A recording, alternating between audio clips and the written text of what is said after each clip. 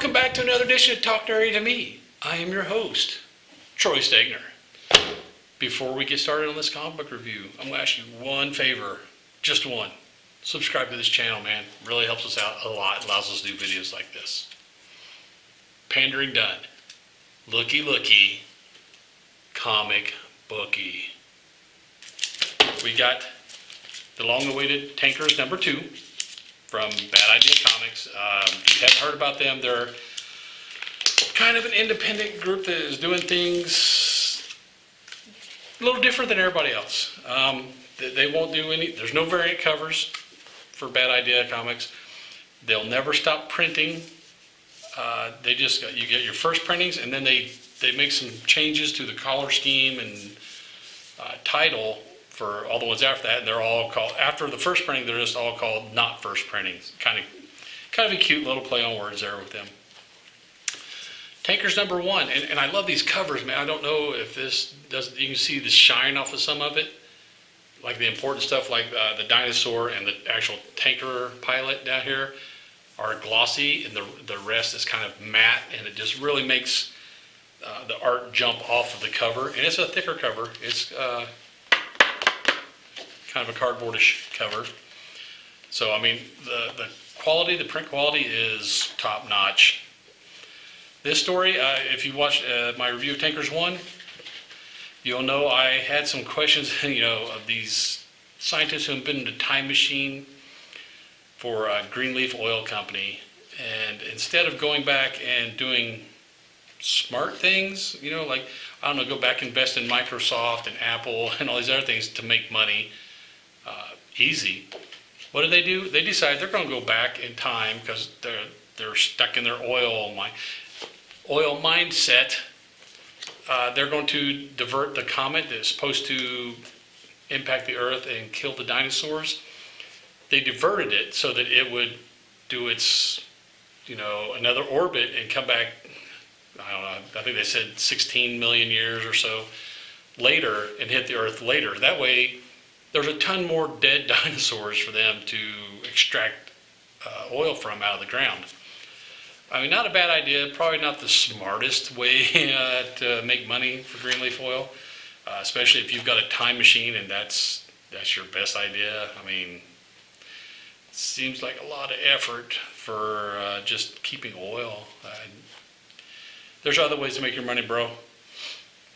Anyway, at the end of #1, they pop back into their own time, and dinosaurs are still existing. They're still everywhere, man. But these dinosaurs, they've evolved. They've evolved quite a bit. These, you know, when they went back in time, they had all this weaponry in their Robotech-looking tanks. They were able to pretty much easily dispatch all the dinosaurs there. They've evolved over however many million years, and now these dinosaurs, their skin is almost bulletproof. It's like the bullets are not hurting, or they might be hurting them, but they're not penetrating and killing them. They unloaded everything on them, and then you see, oh, the dinosaurs are still there, and now they're mad. They do a recon. They send a drone up to check the area, and they find there's a wall nearby. So they figure that is where they're going to find civilization and find out what's going on. The drone gets attacked because there are flying dinosaurs, so it takes them out. They are just, I mean, they're almost dead to rights. The dinosaurs are just whooping them tremendously until they unleash the big bomb, clears the way. A couple of them die in the process. There's the big old explosion. But they make it to the wall, and they get, whoever's behind the wall lowers the bridge so they can come in, and they get in, and they tell everybody, hey, raise the bridge. And they find out it's a very different future now than the one they left. The person's in charge, they pretty much walled off the whole state of Texas, because it's Texas. That's really the only place where civilization is left. They have some kind of, they are asking why the dinosaurs didn't just tear down the wall and get in, and the person in charge tells them they have a this ultrasonic frequency thing that sends out this sound that kind of like a dog whistle, but for dinosaurs. The dinosaurs don't like it, so they stay away from the wall.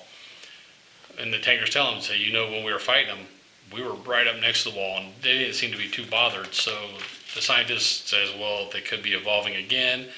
The deafness of that tone, it's not bothering them anymore. And the president of Greenleaf Oil comes in, and here's another genius idea by the oil company. To fix this, they're going to send they obviously still have the time machine, because they said they're going to send them back in time to kill themselves so that they couldn't go back and set the comet on a different course, or they're going to kill themselves, their prior selves, and reset the comet correctly so that it will come back in 16 million years and hit the Earth and kill the dinosaurs. Again, it's just like they're doubling down on the stupidity. I'm digging the idea of the fact that the dinosaurs are still around in our time. What I'm having a real hard time with is just the stupid moves that Greenleaf Oil is doing. And before the pandemic, I probably would have said that it's unrealistic that people wouldn't act that way, but during this past year in the pandemic, I've seen people do some really stupid things that had me scratching my head. It just didn't make sense. So I can believe that, people you think are intelligent make some really boneheaded decisions. That being said, the dinosaurs, like I said, they that sound's not bothering anymore. And the different species of dinosaurs are starting to work together. And, the dudes behind the fence are monitoring, and they see all these smaller dinosaurs come up, and they're spitting acid on the wall, and it's burning through the wall. So they're like, oh crap, they're working together. What are we going to do? And say, all the alarms going off, breach. And the tankers are like, oh, it's tanking time. Let's get in there. And that's where this issue ends. They have, and like I said, I'm loving the artwork. I like the idea of tankers fighting dinosaurs. I just think they could have maybe gave them a better reason to go back in time when there's other things they could have done to go back in time. Anyway, I'm sure this is also another limited series, so it's going to be wrapping up pretty soon. And as always with Bad Idea, they always put a little teaser for some upcoming stuff in the back of the book. This one's about a 6-pager here, and it's just a Neanderthal dude who's hunting. It's called The Provider. He's hunting and gathering for his family. Gets attacked by a bear. He's able to escape, kill the bear and escape. Makes it back with the food, and the family's happy. And he goes and sees his dad, his old man, in the cave, and he's telling him, hey, food. And he's like, yeah, I used to be doing this, and I got very lucky, and you're very lucky. And that's kind of where it ends. It just, this story, The Provider, I don't know.